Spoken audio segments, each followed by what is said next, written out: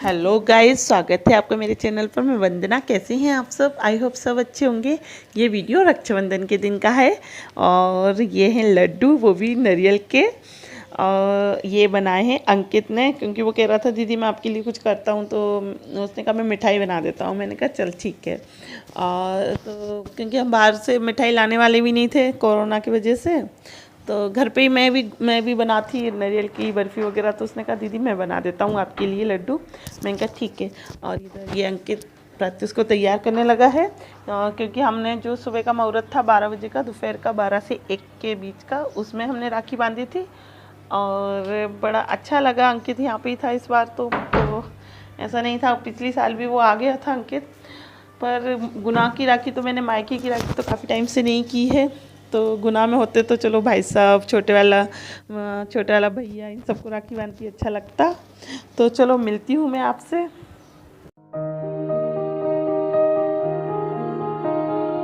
Hello guys, स्वागत है आपको मेरे चैनल पर। कैसे हैं आप सब? आई होप सब अच्छे होंगे। मैं रक्षाबंधन के लिए तैयार हो गई हूँ और बस हम 12 से 1 वाले मुहूर्त में बांधने वाली हूँ मैं राखी अंकित को। और बस तैयार हो गए हैं।